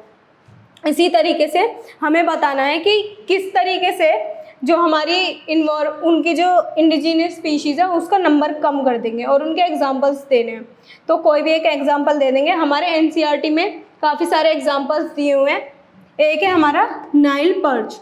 नाइल पर्च ये एक फ़िश है जो कि हमारी लेक विक्टोरिया में इंट्रोड्यूस कराई गई थी। तो इसके इंट्रोडक्शन की वजह से जो हमारी लेक विक्टोरिया में पहले से ही चिचलिड फ़िश, ये भी एक फ़िश है, इसकी 200 स्पीशीज़ जो थी वो इरेडिकेट हो गई। मतलब कि इस फ़िश की, ये जो हमने नई फ़िश इंट्रोड्यूस कराई इसकी वजह से या तो ये इन्हें किल कर रहे होंगे, या फिर इनका जो फूड होगा ये जिस भी छोटी किसी फ़िश पे खाते होंगे, मतलब वो करते होंगे, इनका जो प्रीडिएटर और प्रे वाली वो जो कंडीशन होती है इनके सेम इस ये भी उसी फिश पे फीड कर रही होगी, ये भी उसी फिश पे फीड कर रही होगी। तो दो कंडीशन हो सकती है, या तो फिर ये इनको ही किल कर रही होगी नाइल पर्च, तब इनकी वो जो हमारी स्पीशीज़ थी वो डेथ इतनी ज़्यादा नंबर पे होगी, जो हमारी 200 स्पीशीज़ थी उस लेक में वो इरेडिकेट हो गई, पूरी रिमूव हो गई। तो फिर उनके आने की वजह से क्या हुआ, कंपटीशन बढ़ गया दोनों फिश के बीच में। तो ज़्यादा बेटर वो सर्वाइव कर पाई जो कि हमारी एलियन हमने बाहर से लाके डाली थी वो वाली फिश। तो हमारी चिचलिड फिश जो थी उसकी 200 स्पीशीज़ जो थी वो पूरी रिमूव हो गई, इतनी ज़्यादा नंबर में उनकी डेथ हुई। और हमारे काफ़ी सारे बहुत सारे एग्जाम्पल्स और दे रखे हैं, जैसे कि हमारे वेस्ट बंगाल टेरर दे रखा है वाटर हाइसेंथ। उसकी वजह से क्या हुआ, जब हमने वो वाली क्रॉप लाके अपने रिवर्स में, जो वेस्ट बंगाल की वहाँ पे जो पॉन्ड्स और रिवर्स थे वहाँ पे इंट्रोड्यूस कराए, तो उनकी वजह से क्या हुआ, उनकी इतनी ज़्यादा मैसिव ग्रोथ हो गई, इतनी ज़्यादा वहाँ पे वो ये बहुत ज़्यादा नंबर में ग्रो कर देते हैं और ये बहुत ब्यूटीफुल होते हैं। तो इनकी वजह इस क्वालिटी की वजह से इन्हें जो इंडिया में लेके आए वाटर हाइसेंथ को और फिर इंट्रोड्यूस करा दिया वेस्ट बंगाल की लेक्स में। तो उससे क्या हुआ, इतनी ज़्यादा उनकी ग्रोथ हुई, इतनी ज़्यादा वो नंबर में ग्रो कर गए एकदम इंटेंस। तो उनकी वजह से क्या हुआ, जो उस लेक के जो और सारे जो प्लांट ऑर्गेनिज्म थे, जो वहाँ पे फिश थी, उनके लिए जो ऑक्सीजन मिल नहीं पा रही थी, क्योंकि ये इतने ज़्यादा नंबर में ग्रो करने लगे। तो उसकी वजह से सारा जो वाटर से न्यूट्रिएंट था वो खाली ये अकेले लेने लगे। तो उसकी वजह से क्या हुआ, वाटर में भी लॉगिंग होने लगी। तो ये दूसरी स्पीशीज़ के लिए ये भी हार्मफुल हमारे शो करे। ऐसी हमारी ये है अफ्रीकन कैटफिश। ये भी जब रिवर्स में, मतलब जो इंडिजीनियस कैटफिश थी वहाँ पे, इंडिजीनियस कैटफिश जो थी उसको या तो एक किल करने लगेंगी, या इनका जो फूड होगा वो एक पर्टिकुलर दोनों का सेम होगा। तो ये भी सेम फिश पे फीड करेगी और ये भी। तो उसकी वजह से क्या होगा, कंपटीशन बढ़ जाएगा वही सेम। और फिर क्या होगा, जो बेटर सर्वाइव जो कि बेटर कंपटीशन में बेटर परफॉर्मेंस देगा वही आगे सर्वाइव कर पाएगा। तो कोई भी एक एग्जांपल हम दे देंगे और बताना है कि किस तरीके से होता है, वो मैकेनिज्म भी बताना है इसमें। देन हमारा थर्ड पार्ट है इसमें, could extinction of stealers, sea cow and passenger pigeon. ये दोनों जो हैं ये हमारी एक्सटेंट हुई दो ऑर्गेनिजम्स हैं। तो इसमें ये पूछा है कि हम इनको सेव कर सकते थे, और अगर कर सकते थे तो फिर किस तरीके से सेव कर सकते थे। ये जो एक्सटेंट हुई हैं, तो इनका एक्सटेंट होने का हमारा रीज़न क्या थे। सबसे पहले तो हम यही बताएंगे कि ये रीज़न इनका ये था कि इनको ओवर एक्सप्लॉइट करा गया। मतलब कि जो हमारे ये जो दोनों ऑर्गेनिजम्स हैं, मैसेंजर पिजन और स्टीलर सी काउ, दोनों को क्या करा गया, ओवर यूज़ करा गया, जिसकी वजह से क्या हुआ, इनको जो डेथ रेट वो बढ़ने लगा। और इन अपनी ग्रीड की वजह से, जो मैन थे उनके अपनी ग्रीड की वजह से, तो जो अपनी ग्रीड के लिए जो नेचुरल रिसोर्सेज जिनकी वजह से वो सर्वाइव करवा पा रहे थे, उनका जो फूड, उनका जो लैंड जिस पे वो रह रहे थे, वो सारे हमने क्या कर दिए, रिसोर्स अपने यूज़ में ले लिए, जिसकी वजह से उनका जो सर्वाइवल रेट था वो इतना ज़्यादा डिक्रीज़ हो गया, इतनी ज़्यादा उनकी डेथ होने लगी कि वो एक टाइम पर आके वो उनकी सारी स्पीशीज़ ही रिमूव हो गई। तो अगर हम सस्टेनेबली अपने रिसोर्सेज जो थे उनको यूज़ करते, मतलब इस तरीके से यूज़ करते जो आगे फ्यूचर के लिए भी बचे रहें, और जो हमारे अदर स्पीशीज़ हैं उनके लिए भी वो यूज़ करवा पाएँ, तो अगर इस तरीके से यूज़ करते तो हम उनको, दोनों ये जो हमारी स्पीशीज़ हैं, इनको एक्सटेंट होने से बचा पाते। So the next question is question number 11, that is, ये हमें इमेज दे रखी है। The image shown below is a sacred groves found in India. Explain how has human involvement helped in the preservation of these biodiversity rich regions। मतलब हमें ये बताना है, जो हमारा एक स्केर्ड ग्रूव की पिक्चर दे रखी है, तो हमें ये बताना है कि यहाँ पे जो ह्यूमंस रहते हैं, यहाँ पे जो लोग रहते हैं, वो किस तरीके से जो हमारी इन्वायरमेंट है उसको प्रिजर्व करने में हेल्प करते हैं। ऐसी कौन सी उनकी वैल्यूज़ हैं जो हमारे ये एरिया जो है, ये पर्टिकुलर एरिया जो हमारे रहते हैं उनमें, वहाँ पे ऐसी कौन सी वैल्यूज़ है उन जो वो लोग रहते हैं जिसकी वजह से उनको हमारी जो इन्वायरमेंट है वो प्रिजर्व करके रखते हैं। तो इंडिया की हिस्ट्री से ही हम क्या करते आ रहे हैं, काफ़ी सारे ऐसे प्लांट्स हैं पर्टिकुलर जिनकी हम वर्शिप करते हैं, उनकी हम पूजा करते हैं, और क्या करते हैं, काफ़ी सारे एनिमल्स भी हैं तो उनको एक हाई वैल्यू दी हुई है, जिसकी वजह से क्या करते हैं वहाँ पे उनको डिस्ट्रॉय करने के लिए हम कभी भी, मतलब जो वहाँ पे लोग रहते हैं, जो स्ट्रेट ग्रुप में लोग रहते हैं, वो जो इन्वायरमेंट है, जो हमारे जितने भी नेचुरल रिसोर्सेज हैं उनकी वर्शिप करते हैं, तो उनको डिस्ट्रॉय करने के लिए वो बिल्कुल उसके अगेंस्ट होते हैं कि ना तो कोई ट्री कट करेगा, ना कोई किसी भी एनिमल को हार्म करेगा। तो फिर उसकी वजह से क्या होता है, ये अपनी जो इन्वायरमेंट की हर एक नेचुरल रिसोर्स है उसको अच्छे से ध्यान रखते हैं, उसको प्रिजर्व करके रखते हैं, उसको जितना हो सकता है उतने अच्छे से उनको कंजर्व करके रखते हैं। डिस्ट्रक्शन बिल्कुल भी वहाँ पे डिस्ट्रक्शन नहीं होने देते हैं। तो इन वैल्यूज़ की वजह से हमारे जो रिलीजियस और कल्चरल ट्रेडिशन से ही हम, मतलब पुराने टाइम से ही हम क्या करते आ रहे हैं, जो प्लांट्स हैं उनकी वर्शिप करते हैं, एनिमल्स की वर्शिप करते हैं। तो उन्हीं वैल्यू की वजह से हमारी क्या होती है, ये जो हमारे स्क्रेड ग्रुप में जो लोग रहते हैं, जो आदिवासी रहते हैं, वो क्या करते हैं, जो प्लांट स्पीशीज़ है, कुछ पर्टिकुलर स्पीशीज़ को एज गॉड मानते हैं और उनको अच्छे से कंजर्व करके रखते हैं। नेक्स्ट पॉइंट है इसका, value of Z regression coefficient is considered for the measuring species richness of A area. तो ये जो हमारा z है, इसका ये क्या है, रेग्रेशन कोफिशिएंट। तो इसको हमें बताना है कि दो एरियाज दे रखे हैं जिनके हमें क्या दे रखा है, z दे रखा है, रेग्रेशन कोफिशिएंट, जो कि हमें क्या बताता है कि किसी भी एक पर्टिकुलर एरिया में कितनी स्पीशीज रिचनेस है, मतलब कितनी ज़्यादा तरीके की, कितनी ज़्यादा नंबर में जो पॉपुलेशन है, स्पीशीज़ हैं, वो प्रेजेंट है। तो हमें दो एरिया दे रखे हैं, area A and area B, और उनकी क्या दे रखा है, रेग्रेशन कोफिशिएंट। और ये बताना है कि जो ऐसा कौन सा एरिया जिसका जो ग्राफ होगा, अगर हम उसको ग्राफ प्लॉट करें, उसकी जो स्पीसीज रिचनेस है उसका ग्राफ प्लॉट करें, उसका एकदम स्टिफ, जो हमारा ग्राफ है वो एकदम स्टिफ ग्रोथ दिखाएगा, ठीक है। तो जिसकी भी वैल्यू हमारी z की ज़्यादा होगी, वही एरिया, उसी एरिया में क्या होगी, स्पीसीज रिचनेस ज़्यादा होगी। तो फिर एरिया ए की हमारी कितनी दी हुई है, 0.7, और एरिया बी की कितनी दी हुई है, 0.15।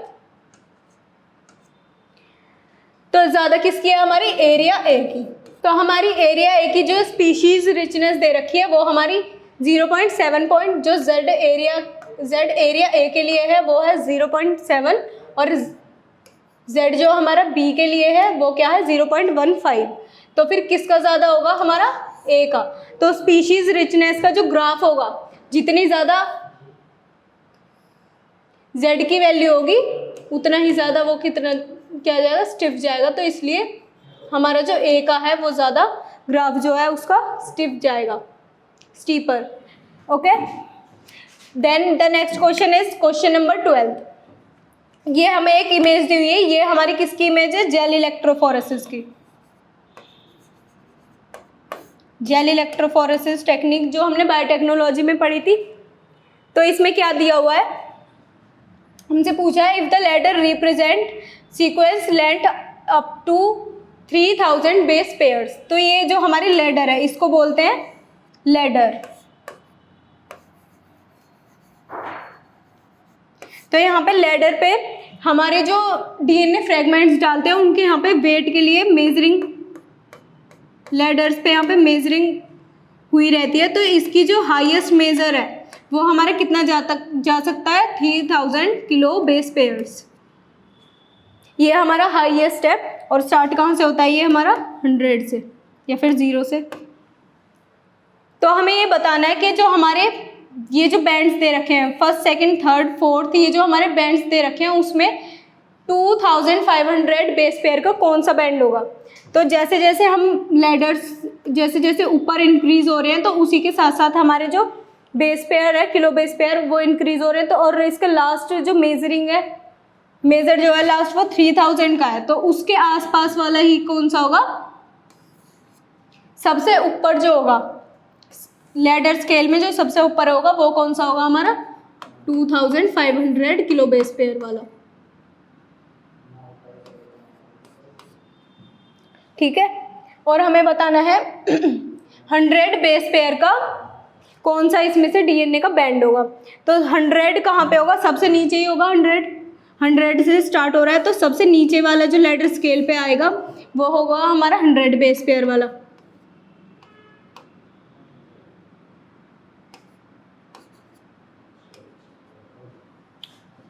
ये होगा फर्स्ट पार्ट। सेकंड पार्ट में पूछा है explain the basis of this kind of separation and also mention the significance of this process. तो ये किस तरीके की सेपरेशन है, इस सेपरेशन में हम किस चीज़ का यूज़ कर रहे हैं। तो हमारे ये जो डीएनए फ्रेगमेंट्स हैं इनका अलग अलग वेट है, इनकी अलग अलग डेंसिटी है। तो हम उसी के अकॉर्डिंग यहाँ पे क्या होता है, यहाँ जेल होता है, उसमें से ये क्या करते हैं डीएनए मॉलिक्यूल्स जो है मूव कर करके जाते हैं। तो जिसका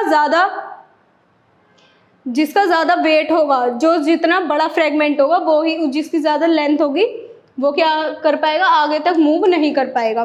तो उसकी वजह से हम क्या करते हैं, जो उनका वेट है और उनकी जो लेंथ है उसकी वजह से हम जेल इलेक्ट्रोफोरेसिस का यूज़ करके क्या करते हैं, सीविंग इफेक्ट। तो सेपरेशन के लिए हम क्या कर रहे हैं, जेल इलेक्ट्रोफोरेसिस का सीविंग इफेक्ट यूज़ कर रहे हैं सेपरेट करने के लिए जो हमारे डीएनए मॉलिक्यूल अलग अलग फ्रेगमेंट्स हैं।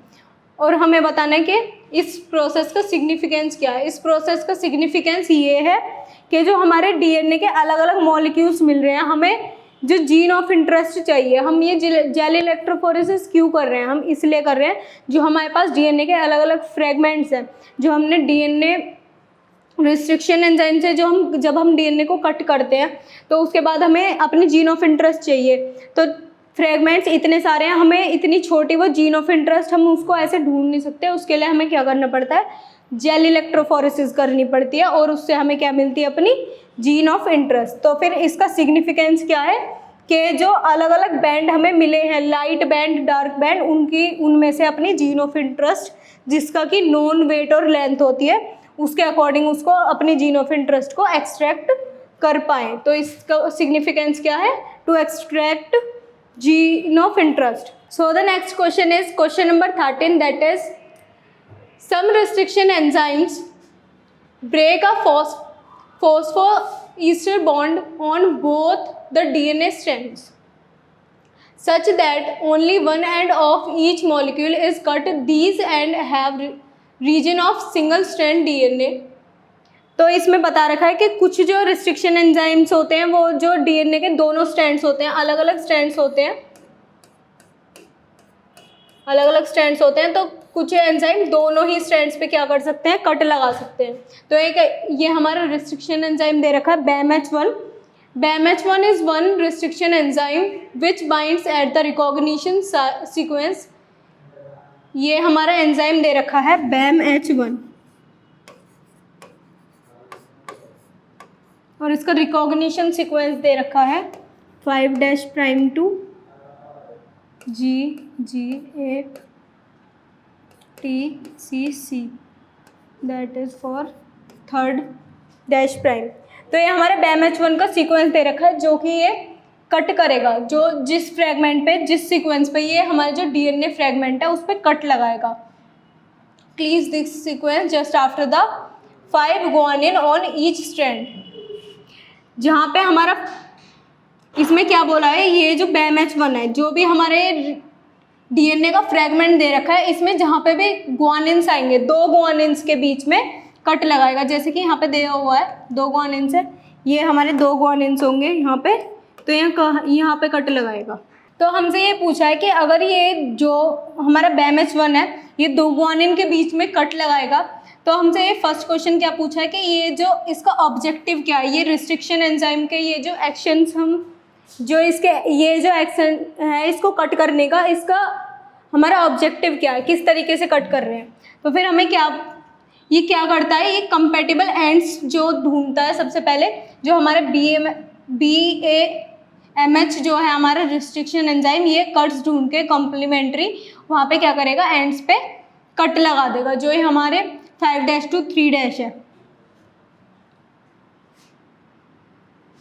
नेक्स्ट क्या पूछा है हमसे, explain how the gene of interest is introduced into the vector. तो सबसे पहले हम क्या करेंगे, जीन ऑफ इंटरेस्ट लगानी है हमें अपनी इसमें, तो इसमें से हमें पहले अपनी जीन ऑफ इंटरेस्ट कट करनी पड़ेगी। BAMH1 की रिकॉग्निशन साइट क्या दे रखी है हमें, ये वाली दे रखी है GATTC। तो ये जो हमारे रिस्ट्रिक्शन एंजाइम है ये हमारे क्या करेगा, कट कर देगा। ये यहाँ पे दे रखी है GATTC, यहाँ पे इसको हम कट करेंगे। ये कट करने के बाद हम क्या करेंगे, जो भी हमारा वेक्टर होगा, ये हमारी जीन ऑफ इंटरेस्ट हमने ले ली, इससे हम क्या करेंगे, जीन ऑफ इंटरेस्ट कट करने के बाद पहले रिस्ट्रिक्शन एंजाइम यूज़ करा BAMH1, फिर यहाँ पे एक एंजाइम यूज़ होगा DNA लाइगेज। जो DNA लाइगेज है वो लाइगेशन के लिए यूज़ करेंगे हम। और क्या होगा यहाँ पे, ये वाली जो जीन ऑफ इंटरेस्ट का जो ये सीक्वेंस है, यहाँ कोई एक स्ट्रैंड होगा, जीन ऑफ इंटरेस्ट होगी, उसको यहाँ पे लाइगेशन की वजह DNA लाइगेज को यूज़ करके लाइगेशन करवाएंगे और अपने वेक्टर में जीन ऑफ इंटरेस्ट को इंट्रोड्यूस करा देंगे। फिर नेक्स्ट क्वेश्चन पूछा है, if this DNA was cut with BAMH1 how many DNA fragments would be expected, right the sequence of these double standard DNA fragments with their respectively polarity. मतलब ये पूछा है हमसे कि अगर हम ये जो दोनों सीक्वेंस दे रखे हैं, DNA के जो स्ट्रैंड्स दे रखे हैं अलग अलग, अगर हम अपनी ये जो सीक्वेंस है इस पर BAMH1 से कट लगाएं तो क्या होगा। हमें सबसे पहले देखना होगा 5' to 3' वाले में देखेंगे हम, दोनों स्टैंड में बताने कि किस सीक्वेंस पे ये कहाँ किस जगह पे फ्रेगमेंट्स को कट करेंगे। तो सबसे पहले क्या होगा, ये जो हमारा है A T T T T G A G G A, तो ये हमारे कहाँ पे कट लगाने वाला है, दो ग्वानिन्स के बीच में, तो एक यहाँ पे कट लगा देगा 5' to 3' वाले पे, यहाँ पे कट लगा देगा और ये वाला जो फ्रेगमेंट है ये अलग बन जाएगा।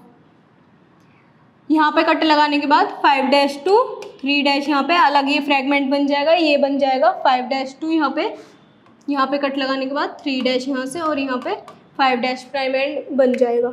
ऐसे ही सेम होगा हमारे नीचे वाले में, हम ढूंढेंगे ये वाला सीक्वेंस जिसमें कि 3' to 5' है। इधर से 5' प्राइम से हम रीड करना स्टार्ट करते हैं DNA फ्रेगमेंट को। तो यहाँ हम देखेंगे कहाँ पे ये वाला सीक्वेंस दे रखा है, GG ये दे रखा GGATCC। तो यहाँ पे कहाँ ग्वानिन्स के बीच में कट लगा देगा और यहाँ से कौन सा स्ट्रैंड बन जाएगा, TAACC TCCTAGGC। तो यहाँ पे कट लगाने के बाद ये 3' to 5' और यहाँ से 3' to 5' दो फ्रेगमेंट्स अलग अलग हमें मिल जाएंगे। तो इस टोटल के ऊपर वाले के दो फ्रेगमेंट्स बन जाएंगे और नीचे वाले के भी दो फ्रेगमेंट्स बन जाएंगे। एक कट हमारा यहाँ से लगेगा और एक कट हमारा यहाँ से लग जाएगा, तो ये हमारे 4 फ्रेगमेंट्स हमें मिल जाएंगे। फिर नेक्स्ट पार्ट है इसका, a gene M was introduced into E. coli vector इतना, वेक्टर जो हमारा दे रखा है PBR322 एट BAMH1 साइट। तो ये हमारा वेक्टर है PBR322, ये हमारा वेक्टर है E. coli से लिया गया एक वेक्टर है। तो इसमें यहाँ पे होती है BAMH1 की साइट, PUV इधर होती है PUV की साइट। तो क्या होता है इसमें, क्या पूछा है, अगर यहाँ पे हम एक जीन अपनी कोई भी एक जीन डाले, जीन M डाली हमने BAMH1, इधर यहाँ पे ये BAMH1 की साइट है, BAMH1 की साइट पे हमने एक जीन इंट्रोड्यूस करवा दी जिसका नाम है, जीन का नाम क्या दिया है हमारा M। तो यहाँ पे M जीन डाल दी, ये है M जीन। तो फिर क्या ये जो हमने जीन ऑफ इंटरेस्ट अपनी BAMH1 पे डाली है, जीन M अपनी BAMH1 की साइट पे डाल दी, तो उससे क्या फ़र्क पड़ेगा। Give a possible way by which you could differentiate impact on recombinant plasmid. तो ये जो हमारी प्लाज्मिड बनी है, इस वेक्टर में जो हम अपने जीन ऑफ इंटरेस्ट डाल दी, यहाँ पे BMH1 की साइड पे जो हमारी PBr322 है, ये किसकी, इस पे होती है टेट्रासाइक्लिन रेजिस्टेंट जीन, और इधर होती है एम्पिसिलिन रेजिस्टेंट जीन्स, ये हमने पढ़ा है। तो इस प्लाज्मिड पे ये दोनों रेजिस्टेंट जीन पहले से ही प्रेजेंट थी। तो इस पे जो टेट्रासाइक्लिन की रेजिस्टेंट जीन है वो ख़राब हो जाएगी जब हम अपनी जीन ऑफ इंटरेस्ट M अपनी BMH1 साइड पे डालेंगे। तो उसकी वजह से क्या होगा, ये जो टेट्रासाइक्लिन की जीन है ये क्या हो जाएगी, डिस्ट्रॉय हो जाएगी, इसकी रेजिस्टिविटी ख़राब हो जाएगी। तो इम्पैक्ट ये पड़ेगा। और नेक्स्ट क्या पूछा है, give a possible way by which you को differentiate non recombinant to recombinant plasmid. तो जब तक हमने इसमें जीन ऑफ इंटरेस्ट नहीं डाली थी तो हमारे पास कैसी प्लाज्मिड थी, एक ये प्लाज्मिड थी, यहाँ BMH1 की साइड थी, तो इसके पास क्या थी, यहाँ पे टेट्रासाइक्लिन की रेजिस्टेंट जीन थी, और इधर भी क्या थी, इधर एम्पिसिलिन की रेजिस्टेंट जीन थी। तो ये दोनों ही अगर हम रेजिस्टेंट जीन जब प्रेजेंट थी, अगर टेट्रासाइक्लिन के मीडियम में डालते तब भी ये किल नहीं होती, तब भी सर्वाइव करती रहती, एम्पिसिलिन के मीडियम में डालते तब भी ये सर्वाइव करती रहती। ये कौन सी थी, नॉन रिकॉम्बिनेंट थी यहाँ तक। जब हमने इसमें अपनी M जीन डाल दी, जो M जीन इन्होंने इंट्रोड्यूस करवा दी, उसकी वजह से क्या हुआ, टेट्रासाइक्लिन की जो रेजिस्टिविटी थी वो ख़राब हो गई, टेट्रासाइक्लिन ने वर्क करना बंद कर दिया। तो ये कब हुआ, जब हमने इसको रिकॉम्बिनेंट बना दिया।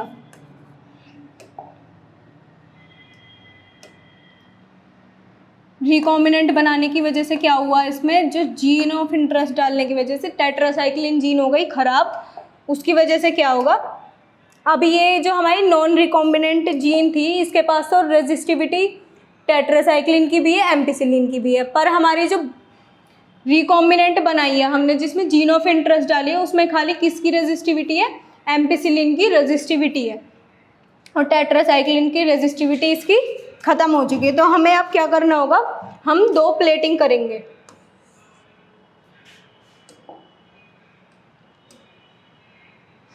प्लेटिंग करेंगे और उसमें क्या करेंगे, एक में तो हम डालेंगे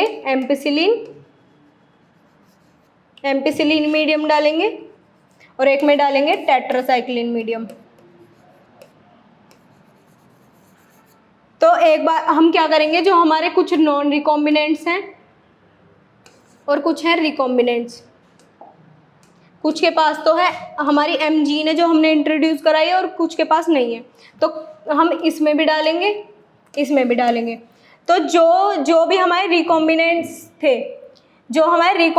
थे, उनके पास टेट्रासाइक्लिन जीन जो उनकी डिस्ट्रॉय हो गई, वो एम्पिसिलिन में सर्वाइव कर लेंगे, पर जब हम उन्हें टेट्रासाइक्लिन में डालेंगे तो वो क्या हो जाएंगे, किल हो जाएंगे, उनकी फर्दर ग्रोथ नहीं हो पाएगी। तो उससे हमें क्या पता चल जाएगा, जो नॉन रिकॉम्बिनेंट थे वो इसमें भी सर्वाइव कर जाएंगे और इसमें भी कर जाएंगे, क्योंकि उनके पास टेट्रासाइक्लिन की भी रेजिस्टेंट जीन थी और एम्पिसिलिन की भी रेजिस्टेंट जीन थी।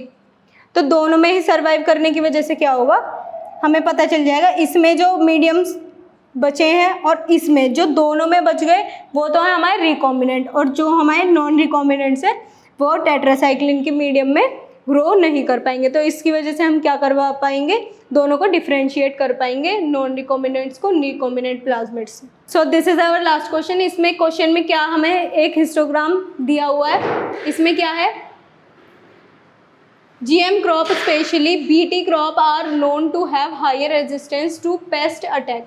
तो हमने बायोटेक्नोलॉजिकली हमने ये क्रॉप्स जो BT क्रॉप्स हैं डिज़ाइन की हैं, BT क्रॉप्स डिज़ाइन की हैं। तो उनके पास क्या है, हमने उनमें ऐसी जीन डाली है कि जो बॉल वॉर्म होते हैं उनके वो रेजिस्टेंस हो जाएंगी, अगर इंसेक्ट जो बॉल वॉर्म है वो उन पे अटैक करेंगे, क्योंकि कॉटन क्रॉप पे क्या करते हैं, बॉल वॉर्म्स अटैक करके उनकी क्रॉप ख़राब कर देते थे।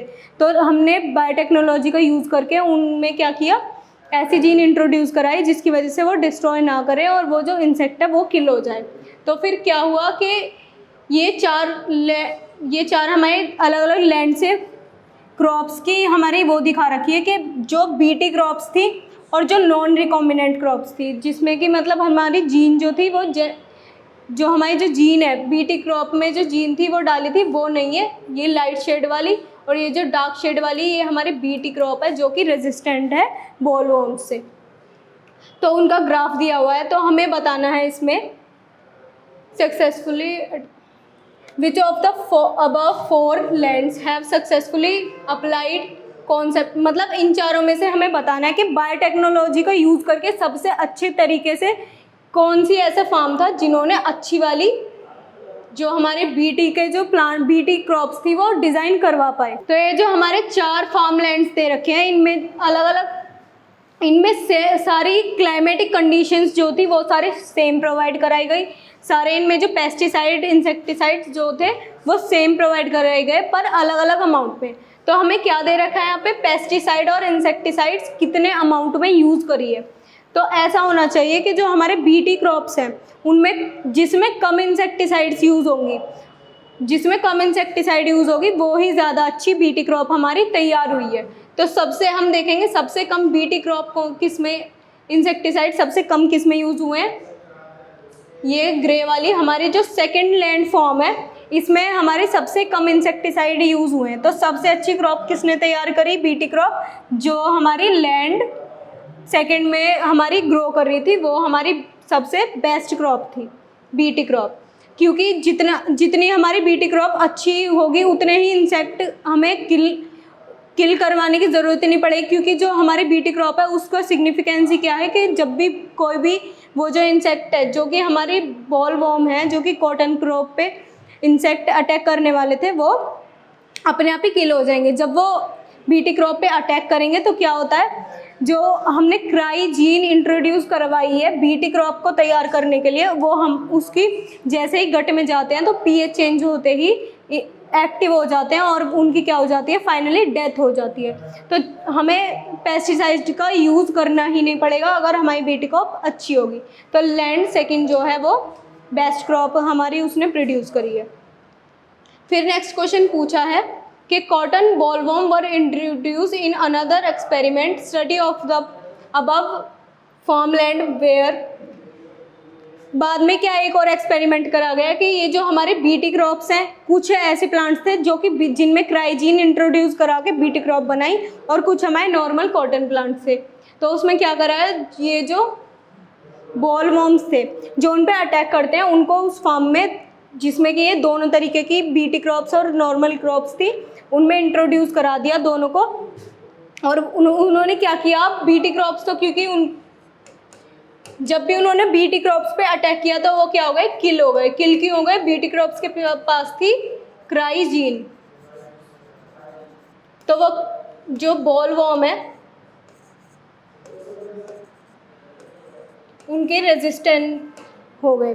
तो जब भी ये बीटी क्रॉप पे अटैक करेंगे तो ये क्या करेंगे, इनके अंदर क्राइजीन चली जाएगी, जो भी ये उससे फूड लेंगे या कुछ भी लेंगे तो जैसे ही उसको अपने उनके गट में जाएगा, गट का पीएच चेंज होता है क्योंकि जो इंसेक्ट है उनके गट का पीएच चेंज था बाहर के एनवायरनमेंट से, तो पीएच चेंज होने की वजह से ये जो क्राइजीन है वो एक्टिव हो जाएगी और एक्टिव होते ही वो क्या हो जाएंगे, किल हो जाएंगे। और जो normal plants, normal cotton plants है उनमें क्या होगा, उनमें क्राइजीन नहीं है तो वो खाली क्या होंगे, वो डिस्ट्रॉय हो जाएंगे। वो जो बॉलवर्म है वो सारे उनको अटैक करके डिस्ट्रॉय कर देंगे। तो इसमें हमें बस यही बताना है। तो आज की वीडियो में आपके लिए इतना ही। अगर आपको वीडियो अच्छी लगी हो तो प्लीज़ लाइक करें और चैनल को सब्सक्राइब करें। And all the best for your board examinations and thank you very much.